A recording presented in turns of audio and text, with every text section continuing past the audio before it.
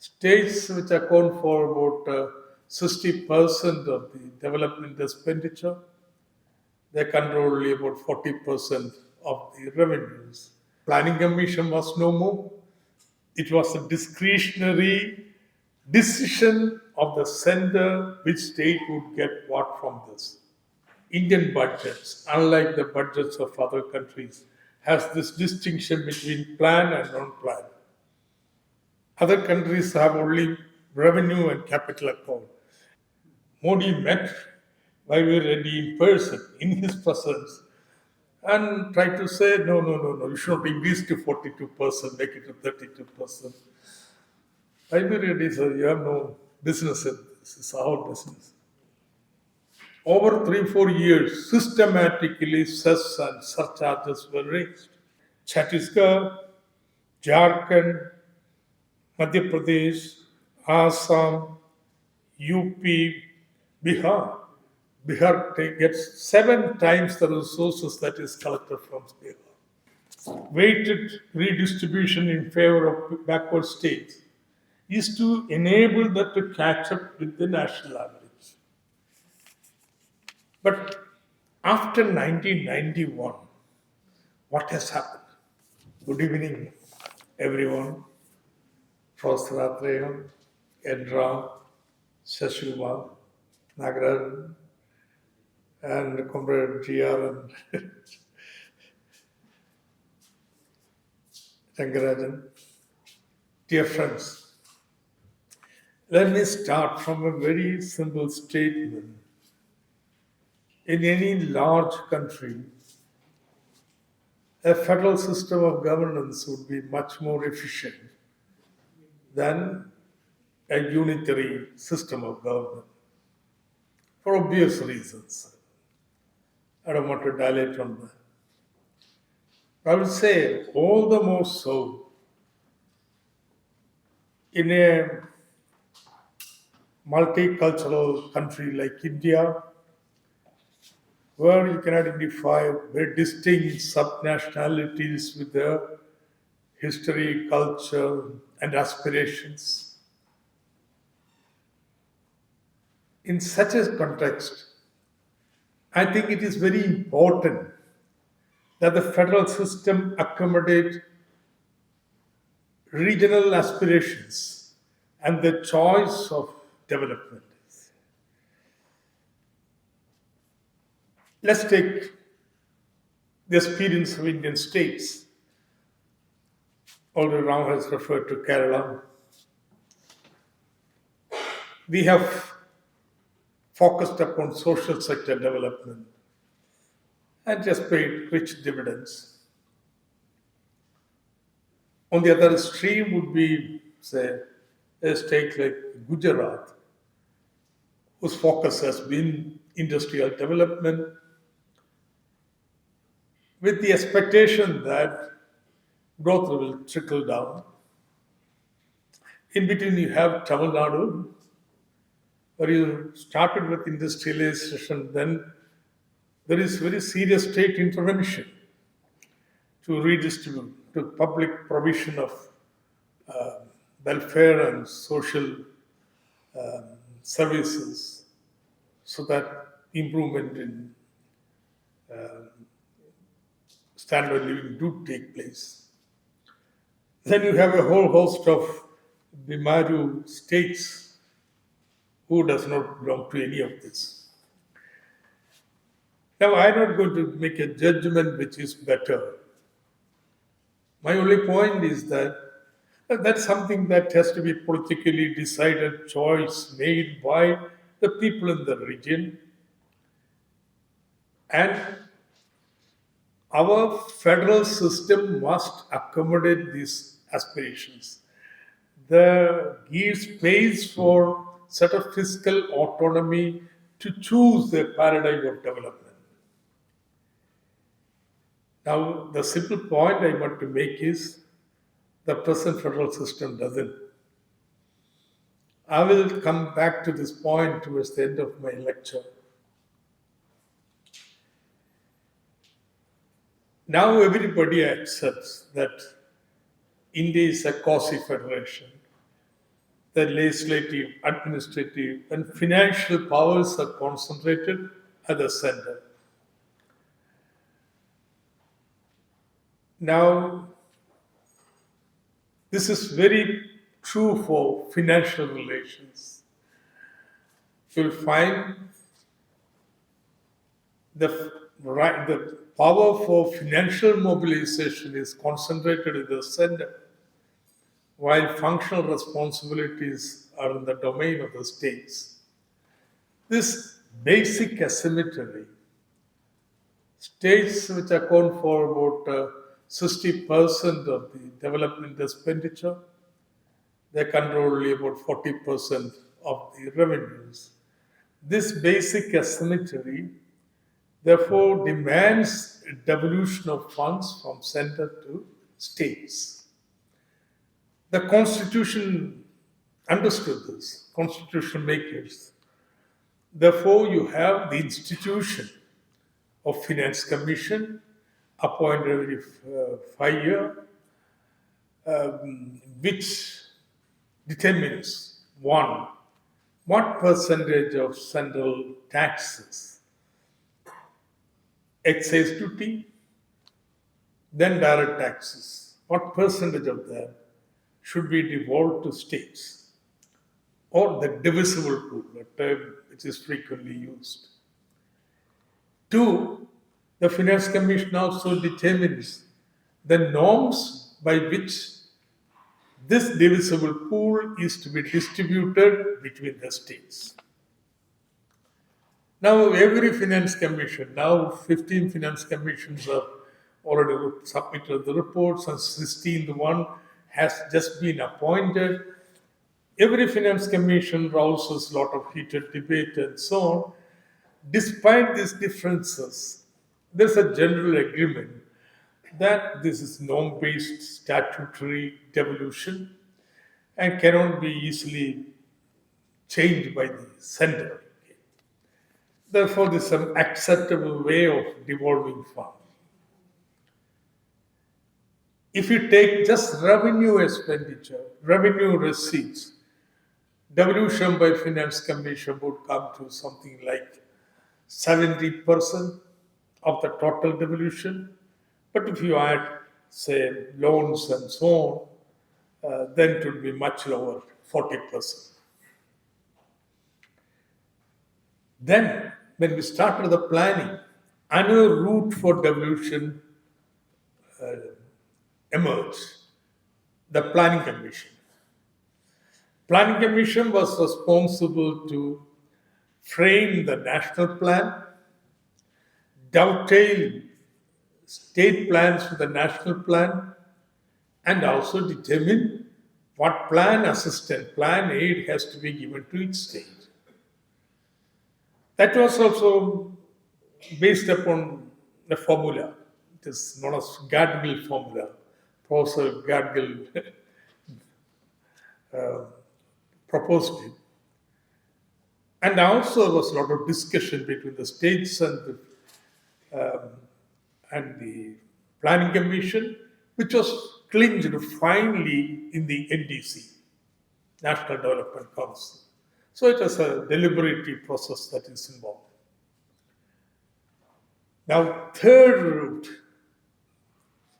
is on the basis of an obscure Article 282 of the Constitution, which classifies miscellaneous financial powers, meant to be used very sparingly under special circumstances, but it was frequently made recourse to by the Senate.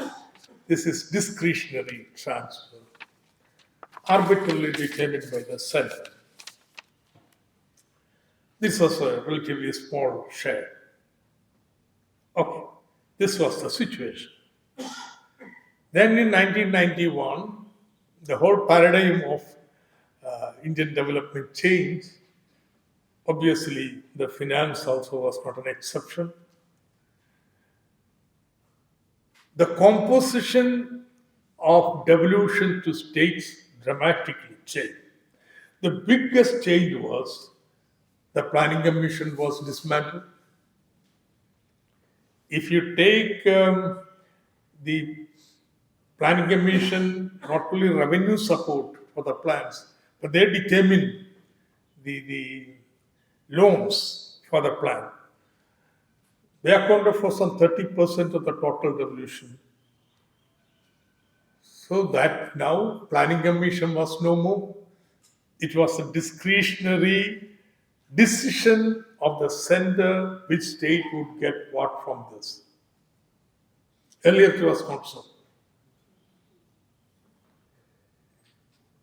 Now, mind you, there's a slight exaggeration in this, in the sense plan aid was mostly market borrowings permitted by planning commission. Now, under the new regime, states are no more given loans by the center, but they take it from the market on the basis of FRBM Act, which says they can borrow up to 3% of their GSDP. But still, nevertheless, even after removing the loan, still it was an addition to the revenue pool which the center could discretion give to states they like and don't give it to states they don't like. Now, then comes the 14th Finance Commission.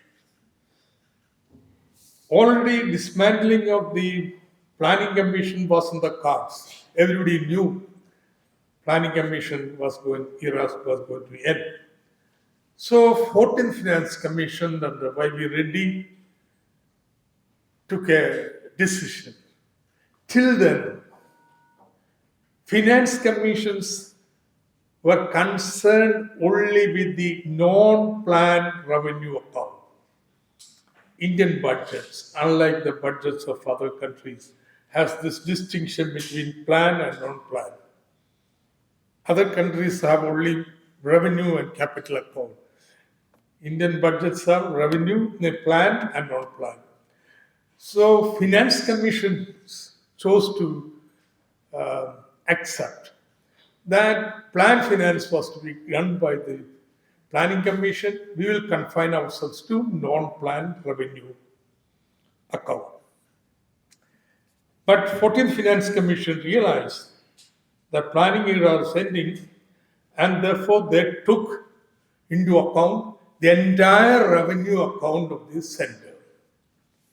So then they said, okay, there is so much more revenue with the center. Therefore, we are raising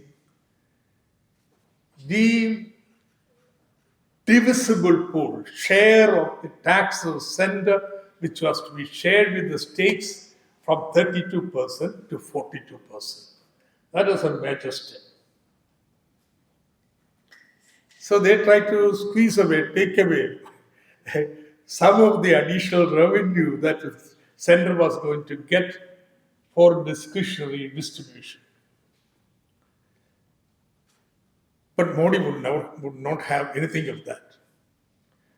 See, while Finance Commission, 14th Finance Commission was operation, deliberating, preparing the report, he was the Chief Minister of Gujarat, and he was the most vociferous voice, demanding 50% of the revenue, the central taxes be made into divisible pool. Of course, all of the states used to demand that, but it was very vociferous about it. The elections came, he was elected chosen as the Prime Minister. Just then, the Finance Commission was about to submit the report. Now it is very well known.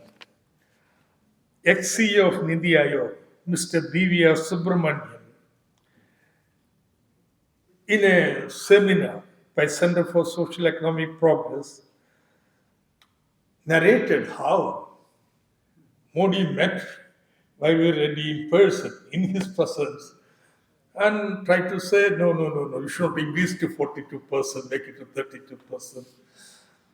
Y.V. Reddy said, you have no business in this, it's our business. He didn't budge an inch. And therefore, the whole thing came to naught. Of course, Subramaniam did not interact. Al Jazeera reported this seminar.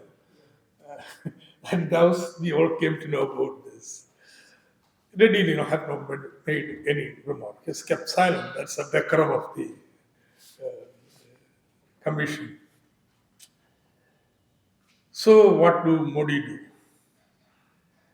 Now, Modi suddenly found the budget has already been prepared, drafted, thinking only 32% would have to be given. See? So just the previous 2 days before the budget presentation, the figures have to be revised. That's a great point.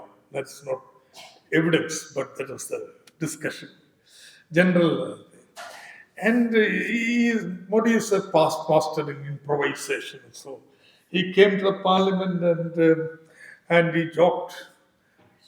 Some states would not have treasuries big enough to keep all this money. And all BJP benches clapped and so on and so forth. So he made a great show of it, that giving away 42%. Then what did the India government do? They began a campaign to systematically reduce real divisible food from 42% to 32%. How did they do it? 2 methods. One, Constitution says net proceeds of the taxes. Net of what? Gross taxes minus collection charges. And that's what Ram Jesus gave me Ram Kumar's paper on that. They arbitrarily raised that. That's one. Secondly, Constitution says these taxes will have to be shared, but cesses and surcharges don't need to be shared by states.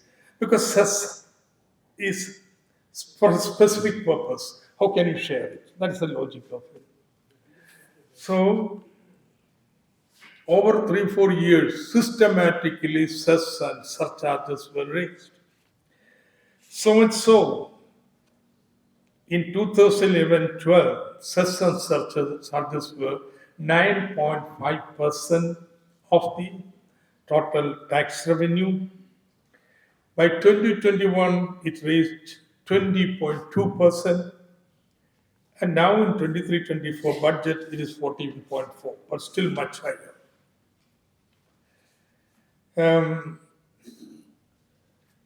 I'll give some.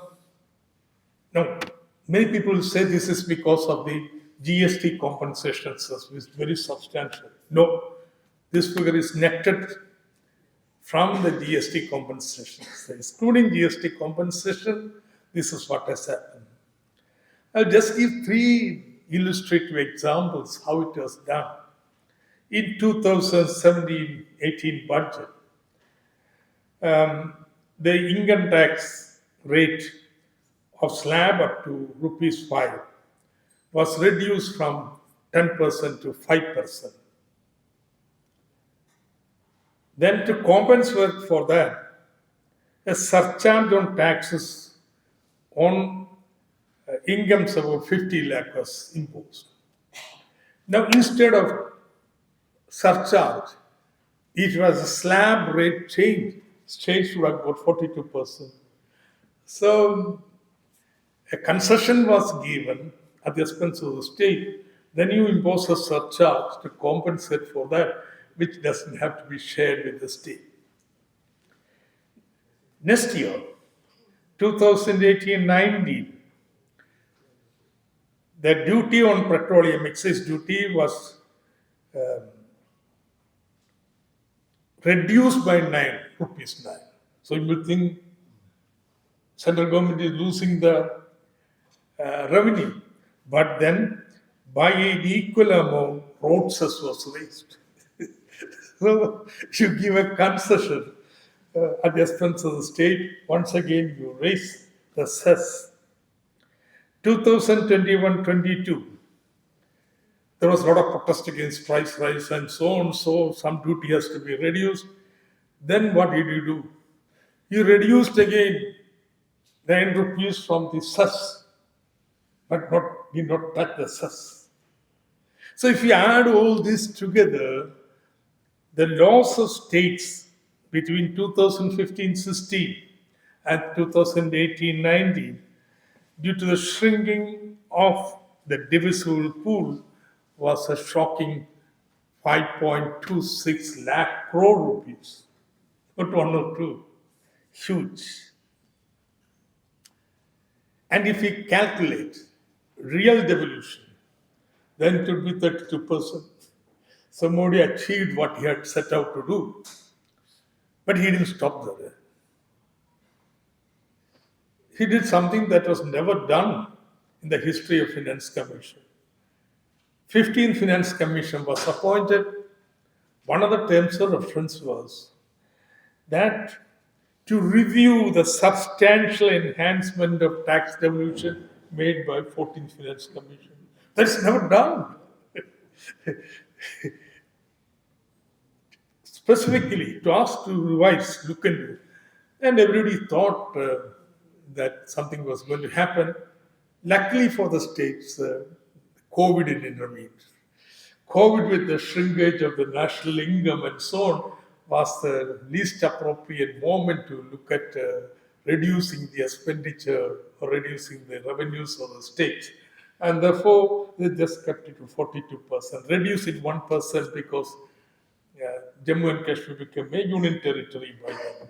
Otherwise, they left it undisturbed. So now,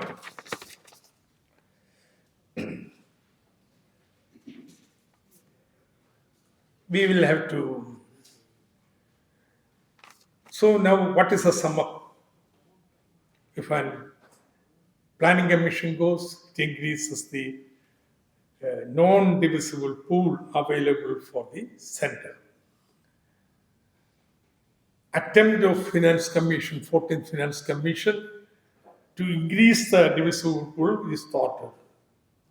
Therefore, center has much more resources at its disposal for discretionary spending. And therefore, new slogan of double engine growth. That was not in vogue anywhere before the history of financial history. Of course, central governments had some leeway, discretionary power. They would help the states with the political, but it was never made into a slogan here. So, double engine growth.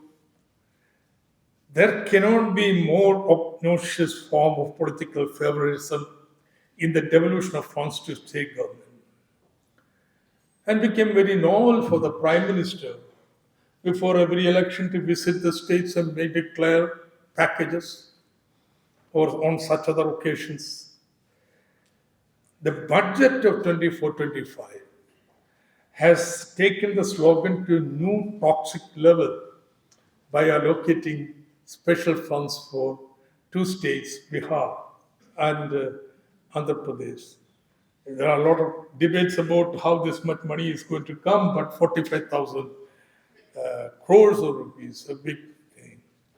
And Finance Minister, has no qualms, no shame to go on dilating the budget speech, a paragraph each for this.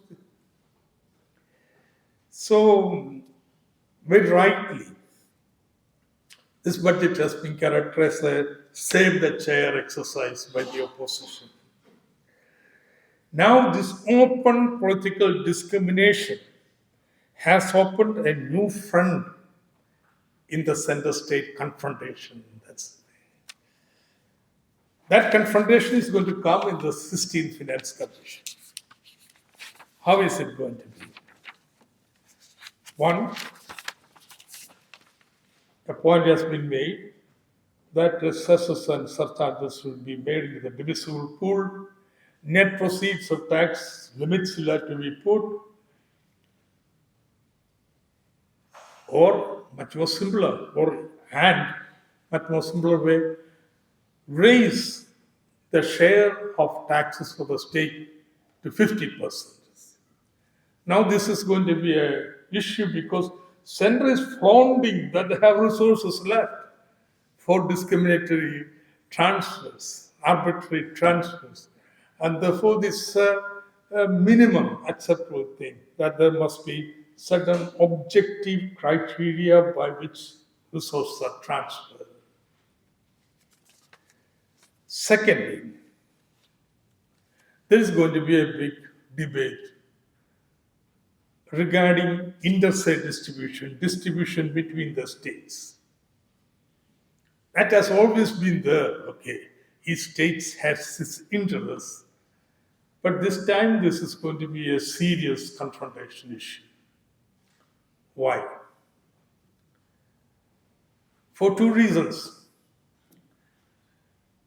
See, any system of devolution will have to have a principle of equity. We are all one nation. Therefore, every citizen in the country has an inherent right to enjoy a basic minimum standard, basic facilities. And the Finance Commission is an instrument to ensure that. I will not debate that, never. But can you raise this redistribution to an unsustainable level? Unsustainable, I would say, a level which will affect the growth of the advanced economy from which redistribution is taking place. For the money, resources collected by center through tax from the states, what percentage comes back to the state? Maharashtra, it is only 10%, Karnataka 15%, Haryana 18%, Gujarat 28%, Tamil Nadu 29%, Telangana 43%, Andhra 49%, Kerala 57%. At the other end, you have states which receive the double the amount of resources that is taken from those states. I will start with Chhattisgarh, Jharkhand, Madhya Pradesh, Assam, UP, Bihar. Bihar gets 7 times the resources that is collected from Bihar. This inequality has been widening, and former Finance Minister of Tamil Nadu has the one who first opened this issue up. And the GST Council was his refrain. Now, if you have been transferring resources, but criticism of this transfer would be, it has not helped the states. Say, you take, I hope you follow this argument, average per capita income of India, national average per capita income, weighted redistribution in favor of backward states is to enable that to catch up with the national average. But after 1991, what has happened? It's astounding. The development experience in India, I'll just give the numbers. Bihar, in 1991, per capita income was 56% of national average. Now, in 2021, is 29%. UP, it was 78%. Good. UP was catching up. And now, it is 42%. MP, Madhya Pradesh, slips from 83 to 71, Odisha to 81 to 71. Rajasthan is the only Bimari state where marginally improves from 75 to 79. Otherwise, all the backward states slips down in per capita income from the national average. What is happening in the advanced states? Haryana rises from 145%. In 1991, now it's 157% from the national average. Karnataka from 93% to 151%. Tamil Nadu from 92%, below the national average in 1991 to 143%. Gujarat 119 to 142. Kerala 93 to 133. The regional inequality, never in the post-independence period, has been widening in this way. It's like a funnel here, widening away, which shows that redistribution alone is not going to bring about bring down regional inequality. It may harm the growth in the advanced states. It has to have some policies. But you must understand what's happening after 1991. What is this impact of this market paramountcy on the backward regions? They will be the victims of what in development economics is called backlash effect. You see. It's okay, you go and build a big steel plant, huge investment in Bihar. Now, all the contractors will be from Maharashtra or Gujarat. All the contractors from Gujarat, all the equipment, this, that, everything would come outside. Technical hands would come from outside. So the multiplier impact of the investment in the steel plant will be felt outside the region. In the region, there's hardly any impact made on the economy. The market will just suck away the resources suspended the two advanced regions. It will get reflected, say, in the credit deposit ratio. It will get reflected in the trade. If you look at trade balance in mid-70s when I worked, very strange phenomenon. All the backward states, they had trade surplus. All the advanced states had trade deficit. You see. It's something like this, if you want to understand this, the analogy of colonial India. Colonial India had a trade surplus. It was a side of a reflection of its prosperity. It is a drain that is taking place. So there are these economic forces. Now, how do you meet this? You cannot control market. That's outside the policy regime. So you have to choose to invest on non-tradables here. What is non-tradable? Education, healthcare, other social sectors. Despite these resource transfers, if you take the quality of life index for any of these states, they're the worst. So without these policy changes, this situation is going to worsen. And now, at this point, I want to revert back to the statement I made. That federal fiscal system must accommodate regional aspirations. The aspirations, policies there will have changed. So also take into account of the challenges that advanced states are making.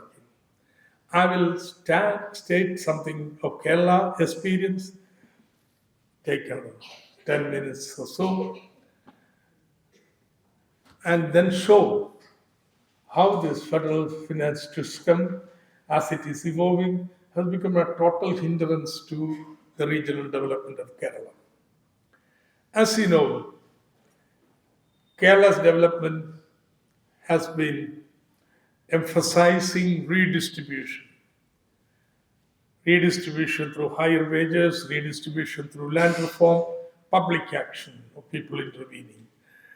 And also people's struggles for education, healthcare, etc. Every government, whatever be the government, they have been forced to spend more and more. And as a result, so many generations of people had a decent life, life with dignity. All right. But now, the children of these people who are now protected under social welfare and so on, they are educated, their aspirations are improved, they want decent jobs. Some job won't do. Kerala has the highest unemployment, but we have 3 million people from outside working in Kerala, migrant workers. With the educated, unemployed, the existing jobs don't meet their aspiration level. So you have to create new quality jobs. And for that, you need to have certain core sectors where Kerala can be competitive, focus on them. Knowledge industries, skill-based industries, and so on, and high-value added resource industries. For the investment to be attracted to Kerala, there are many barriers. One key barrier is Kerala's infrastructure deficit. Because of your focus on education, healthcare, and so on, your public expenditure has been going into the sectors. And if you take the average capital expenditure of Kerala budget is nearly half the national state's average. Not just recent year, for a few decades. So you will find the cars and trains in Kerala will ply at half the average speed outside. You bring electricity, but you can wheel it in Kerala because you don't have any high tension transmission line above 240 or something. You have only port of Kochi, but loses out totally to, say, Thuthukudi and Mangalapuram, and so on and so forth. All industrial parks are of industrial estate, vintage of the 70s. Now, this has to be overcome now, not sometime in the future. If we want to make this transition of a new development paradigm, of protecting the social welfare gains, at the same time generating quality jobs in Kerala, you have to overcome this infrastructure deficit immediately. So now this is the new regional development goal.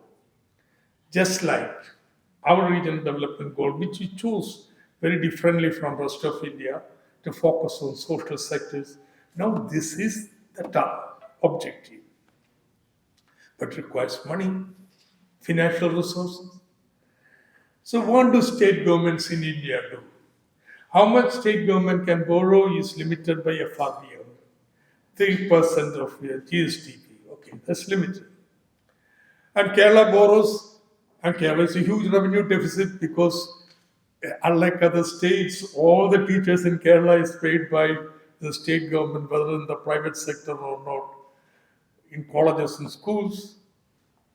And you have big network of hospitals which have. In fact, the number of teachers alone paid by the central state government is larger than the total employees in the state government. That's the kind of scale of this. And therefore, there won't be money there. So how do state address this situation?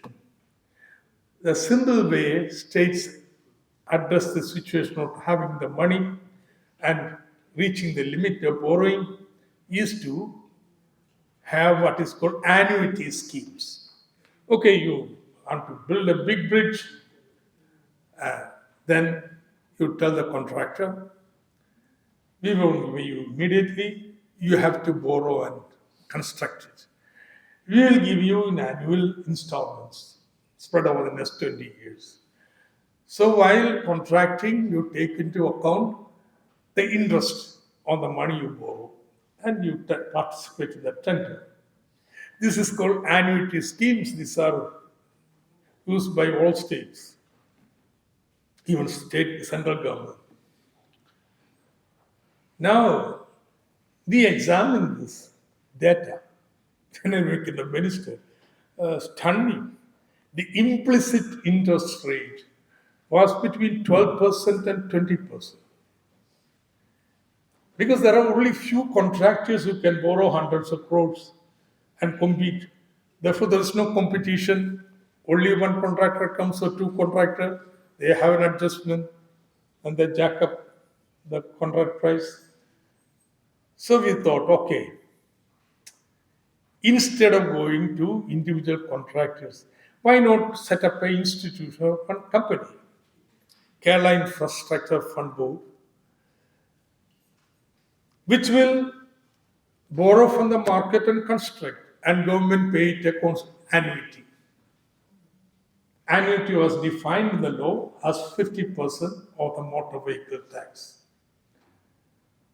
So this new company can go to market and say, look, here is our future income flow from the government of Kerala. On that security, take the loan. It's an efficient company. So good rating. In fact, there was no need to go abroad to borrow. We went for masala board. So ED is after me for this masala board. So people ask me, why did you do that? Just to demonstrate to the financial market, here is a player in the market that can borrow from international market, issue a bond and get the money. So it was done. Okay, about 50, 80,000 crores of infrastructure is being built. Only infrastructure, not a pie of this money can be used for revenue. It doesn't enter the government accounts at all. Then central government comes up. No. This is indirect borrowing by the state government. Therefore, it is borrowing by the state government. Therefore, we are going to trespass the FRBM Act. Therefore, this borrowing by KIFBI will be reduced from your normal borrowing. So instead of 3%, we will be allowed to borrow 2% only for coming how many years, I don't know. So that's become a big financial crisis. A sudden drop of 1% of borrowing makes a big problem in the state. While the central government off-budget borrowing is something like 5 lakh crores, it is not counted as part of public debt of the center. It does not enter into fiscal deficit. Take the high. It borrows. It's a hybrid. Annuity is something hybrid. But there are institutions like that. We can do, you can't do. FRBM Act, it has been passed. Central government never adhered to it but one single year. Even the current year, it is they're saying 4.9. They are supposed to borrow only 3% here. But they're coming with hanger on tongs against the state government. You are trustworthy. Which state government? State governments as a whole has complied. In fact, state governments borrowing is less than 3%. Many state governments have internalized this FRBM Act so much that even the COVID time, money borrowed, Indian government allowed to borrow you higher amount, 5%. So many borrowed. But then the principle of FRBM Act is you cannot spend borrowed money on revenue expenditure. Therefore, do you know what was done? They didn't spend. At the height of COVID, 3 lakh crores of rupees were lying in the treasuries of state government, and central government immediately takes them and puts them in, not central government, RBI takes them and puts into central government securities. People are happy, you get at least 3%. Lying in the treasury, you don't get anything. It is not that states are all borrowing left and right And therefore, it's the state central government which is breaking the law, but they're trying to discipline the states. A major threat before the state government sees, FRBM review committee has said that state need to, their borrowing power should be reduced to 1.75%. See, they just don't see a role for the state in the development. Because center can then borrow more, to accommodate higher central borrowing, reduce the state borrowing. So what is going to be? It's going to be a big fight here. Constitution says state will have to take permission and conditions of sender if they are indebted to sender. Suppose Kerala says, we'll pay back whatever you have. There is some 5,000, 6,000 crores. I told you, from 1991, center has stopped giving loans to states. But keep the center states indebted, they come out 1 lakh rupees for 50 years. So that you're indebted. So suppose Kerala takes the position. Well, we'll pay back. Then we'll go to the market. Anyway, you are standing for market economy. We'll accept the market discipline. No to your arbitrary decisions. A fight is going on the Supreme Court. So, there's or is a high is hybrid. We will make our institution a hybrid. Okay, we will see that toll is collected. Now, are you going to discriminate against us? So this is the fight that's going on. That's why I said, it's not the center-state differences, the confrontation is on the card. States like Tamil Nadu, Kerala, I don't know who else, a lot of them think similar. There will have to be a federal front to protect the rights of the state. Thank you very much.